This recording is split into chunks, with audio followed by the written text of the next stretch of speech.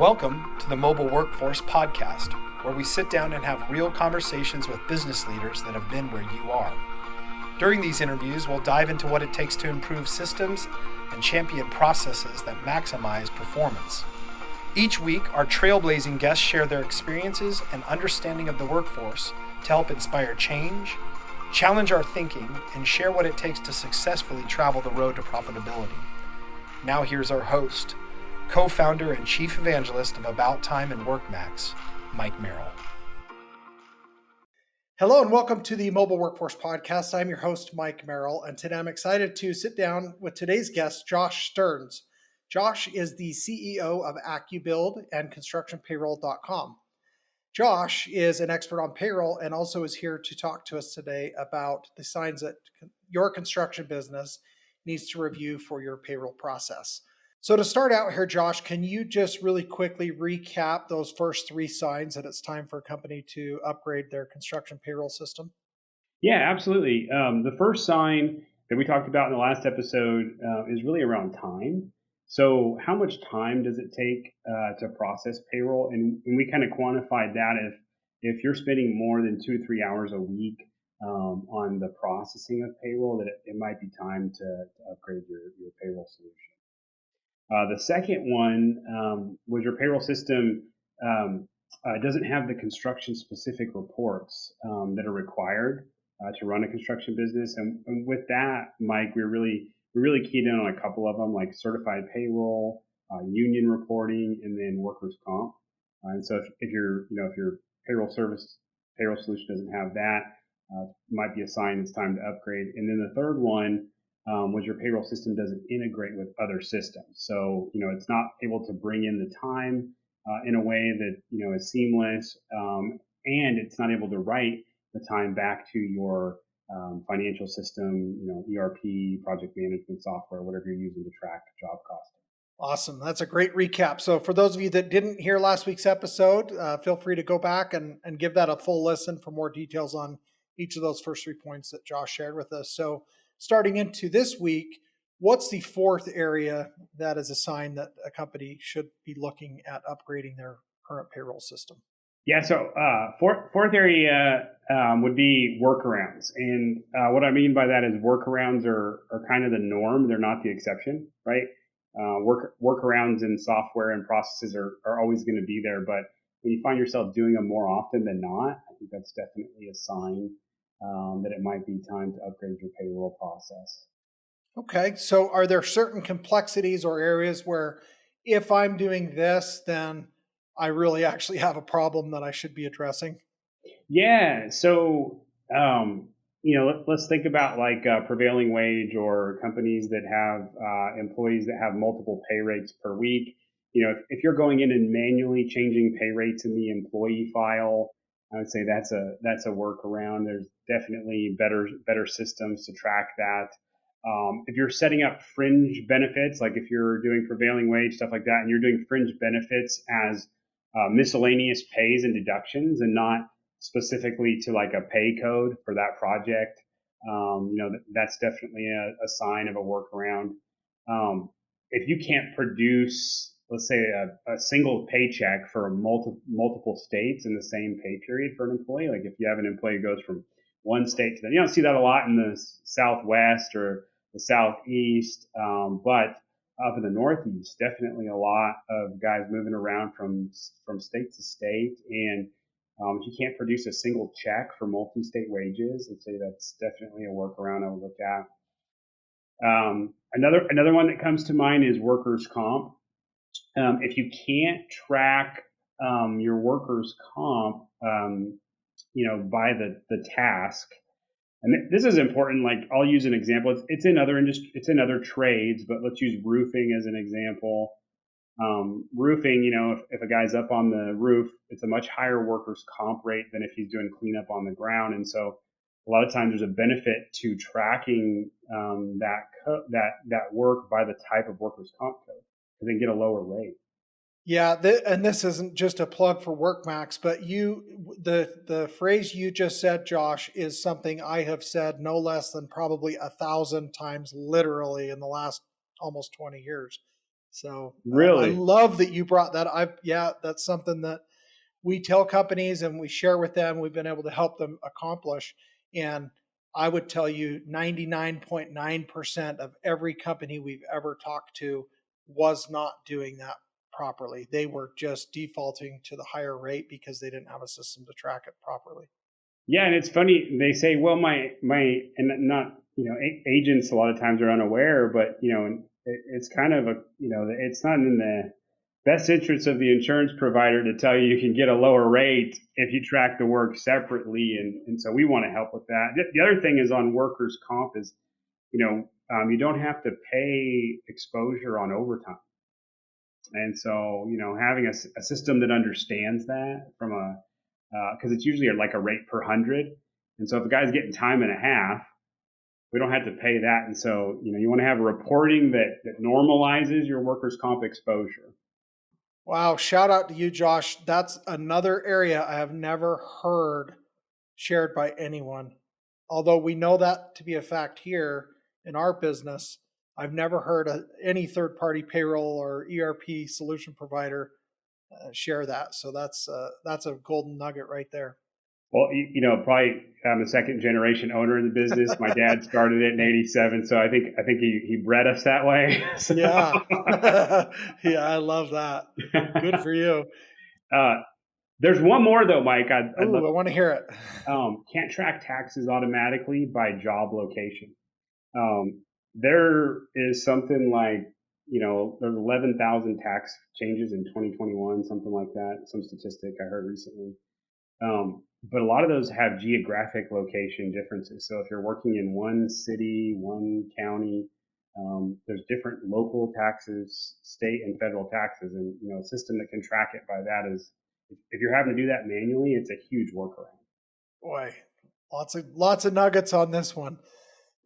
So are there other areas that technology can help automate that are not a manual choice or something that someone has to physically do that can also help with these processes?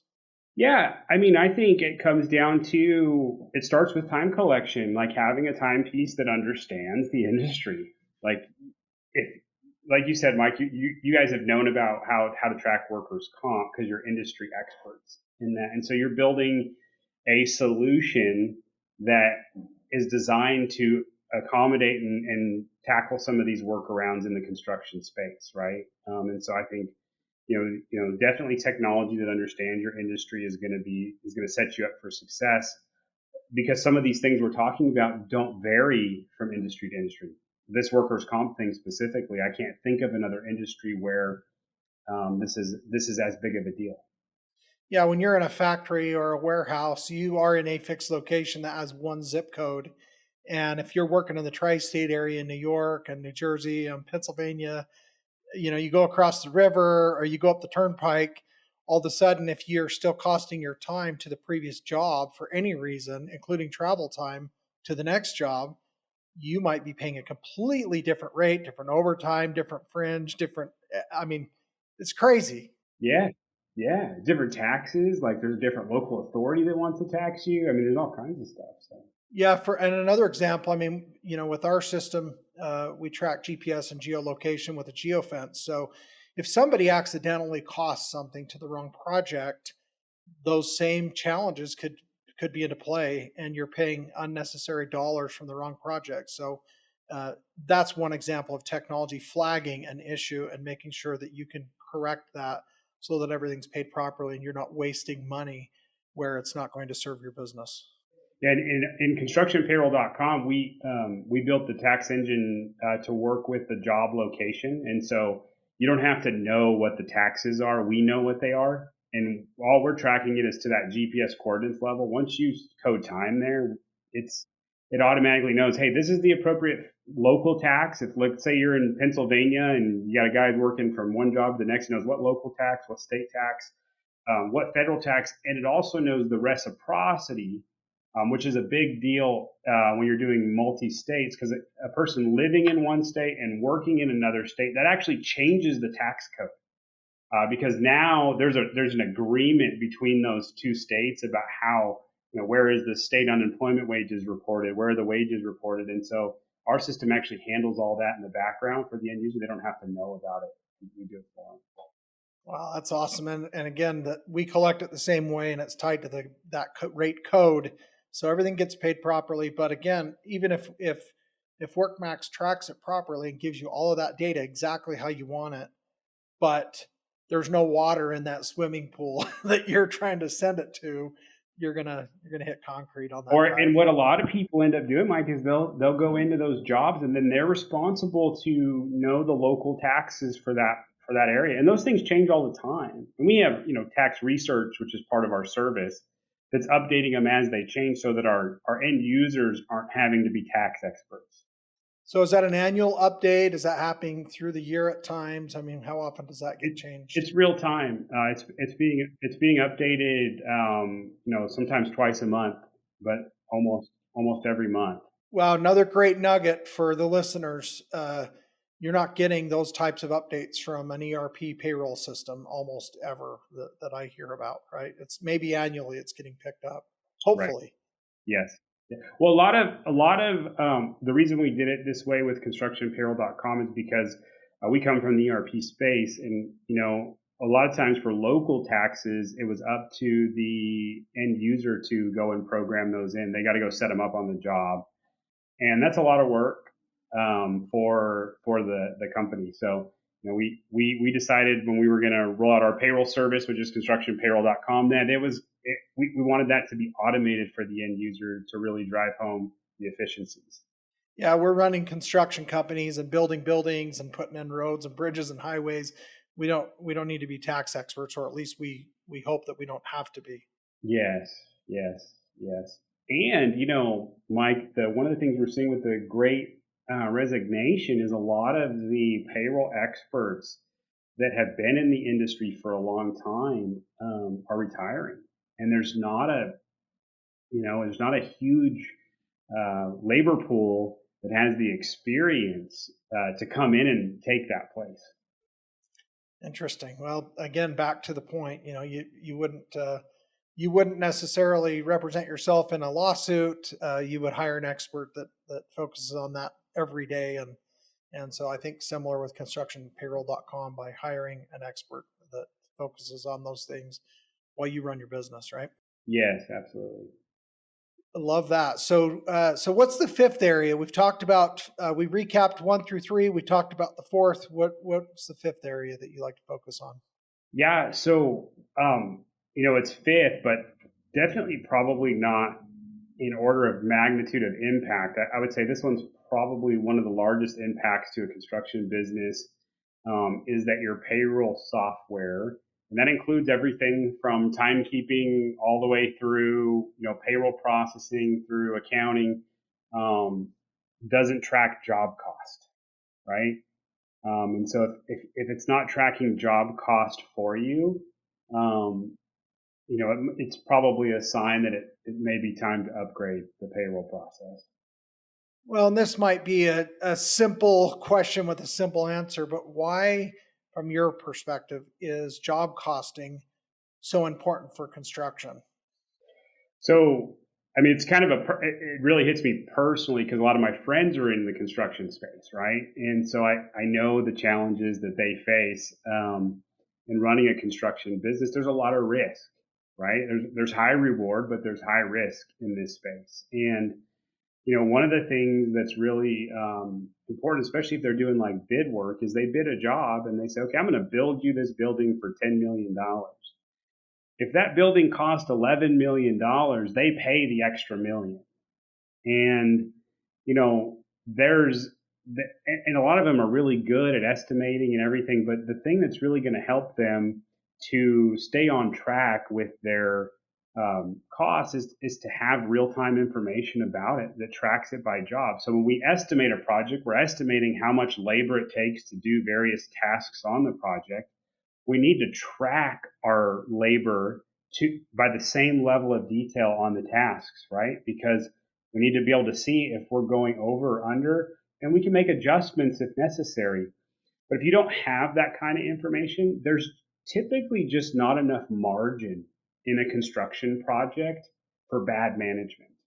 And, you can roll the dice so many times, but eventually, if you're not tracking it, it only takes one bad job, and that one bad job can really take down an entire business. And so that's why I say it's so important from a magnitude of impact to be able to track that information. Yeah, not to overlook another point, and that is that labor is the largest single variable expense on a construction project. Materials, some of these other things are at least even monthly or whatever it is. They're updated regularly enough that you can get ahead of those things. But if labor just runs over, often there's nobody else to foot that bill for you, and you just end up eating it, right? Yeah, I mean, and if you can't shop around and get numbers on materials from your suppliers, you might as well not be in the business, because that's probably the easy part of what we're doing here, is to lock in pricing on materials, because we're going to get a quote, we're going to get a purchase order sign off on. A lot of times before you bid a job, you're going to know your pricing with your vendors. But labor is variable, and labor is subject to management performance. So, good, you can have the same laborers, you can have the same estimate on a job, and you can have different management methods that produce different results. And so, and you're right, if you're going to lose it on a construction project, it's typically going to be in the labor side of it. It's not going to be on the materials. Yeah, and I would imagine you hear, like I have so many times, where companies talk about a dump code or the extras or other category. And even worse than that, sometimes, is there's 15 different ways to say, mudding and taping, plastering, even in the drywall space, or there's different terminologies that many companies use, and maybe the estimator calls it one thing, the field calls it something else, the office or ERP system calls it something else. The time collection process, even if it's timesheets that are printed off, it could be called something else. And so standardizing and configuring that data into one single code that is the same for all, and making sure that from the collection point all the way to the end of payroll and job costing reporting is the exact same, so you have data integrity, couldn't be more critical to have accurate job costs. Is that something you also hear about commonly, or an issue that you help address? Absolutely, and it when you do like what you're describing, so we're going to ingest the data, so in a way that needs to be that it's tracked in the field, right? So setting up your cost codes are really important to unify those across all operations: time, payroll, accounting, and project management. They should all be the same. And when you do that, the information flows from one to the next and gives you that information to manage the projects. But there's one other thing it's going to give you, Mike, is it gives you the ability to bid projects more accurately in the future when you do that. Because now you've completed that loop back to estimating on a completed project that shows them where the actual hours are. So when they're bidding a similar project in the future, they can look at that and know with confidence that this is how much time it takes. So many good pearls of wisdom here. I think it speaks highly of, again, your experience growing up in this industry and realizing those problems from the beginning. It's awesome that your organization is doing something about it to help contractors be better. Well, it's not just us. I mean, we have to work with great partners and timekeeping. Like, if he kind of goes to the next one, but I don't want to jump ahead. Well, why don't we? Okay. What's the fifth area? Is there a bonus or anything extra that you really like to hit the nail on the head on to wrap up your points? Yeah, well, we've been talking about the 5 signs, but there is a sixth one. It's the bonus, and when I say payroll provider, I want to encompass that into your timekeeping, your payroll processing, and also your accounting and ERP solution. The sixth one is if your solutions don't know the construction industry, they don't understand a lot of these nuances that we're talking about here, it's probably a good sign it's time to upgrade. And I'll tell you, in my opinion, why is when you're in the middle of a payroll issue or a timekeeping issue or prevailing wage issue or a reporting issue, you do not want to be educating the other person on the other end of the call about what prevailing wage is, or what job costing is, or what cost coding is, because that's just extra drag on your efficiency and time. And so you've really got to have people in your corner that understand the challenges that you're trying to solve as a business and what's going to set you up for success. And we talked at the end of the last one about getting that edge, right? The right vendors can help you get that edge from a technology perspective. Yeah, that's fantastic. It really just makes me want to say, again, without naming names, the single largest accounting software used by construction is not built for construction. They know very little and have very little understanding for construction. So I think that's the other thing. I don't care if you got 10 or 20 or 30 employees and are a small, nimble shop. There are construction specific accounting solutions that can help you track all of these great things that Josh is talking about. One of them, of course, AccuBuild for construction, right? But if you don't have that footing and foundation in properly in order to have a wireframe for this data, then collecting it is still important, is still critical. It's actually mandated. You're legally obligated and required to do it, but you're making yourself do a bunch of extra work.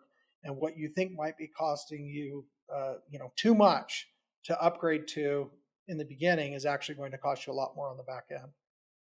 Yeah, you hit a really good point there, Mike. A lot of times I think everyone's so busy they think, I don't want to change systems, but the cost, doing a little bit of cost impact analysis on what does it take to continue the way we are, and what's the potential risks that are associated with it. I think, we talked the last episode about spending time on continuous improvement, and that's just what, construction companies should be allocating some time for. Technology definitely being a big part of that. Are there any things that we missed or that have come up in your mind as we've been talking, aside from the 5 plus your bonus point that you shared? I can't think of. We covered a lot of ground, and I'm sure there are other signs that are out there,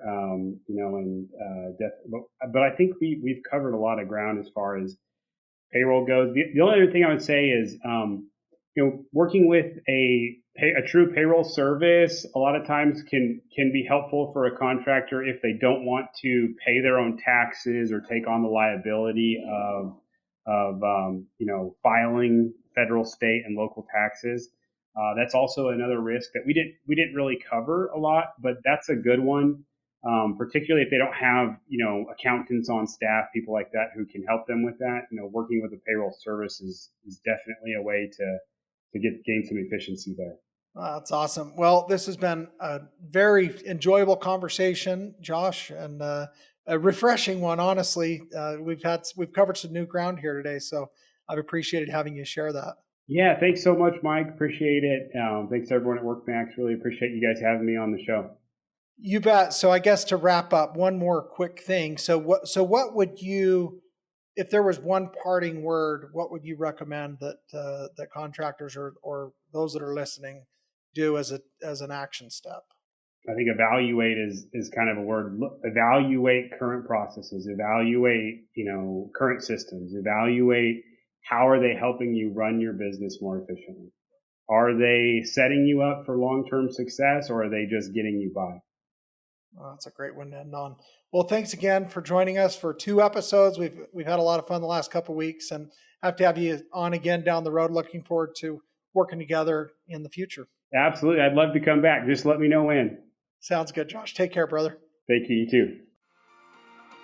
Thank you for joining us today on the Mobile Workforce Podcast, sponsored by About Time Technologies and WorkMax. If you liked the conversation we had today, or were able to learn anything new or helpful, please make sure to follow us on our WorkMax page on LinkedIn and on Instagram at WorkMax_. And subscribe to the show on iTunes or your preferred podcast platform so you will never miss another insightful episode. Also, if you enjoyed the podcast, please leave us a 5-star rating and review and share the show with your friends and colleagues. Your support means the world to us and will allow us to continue providing impactful information with others looking to improve their results in their business and, in turn, their life.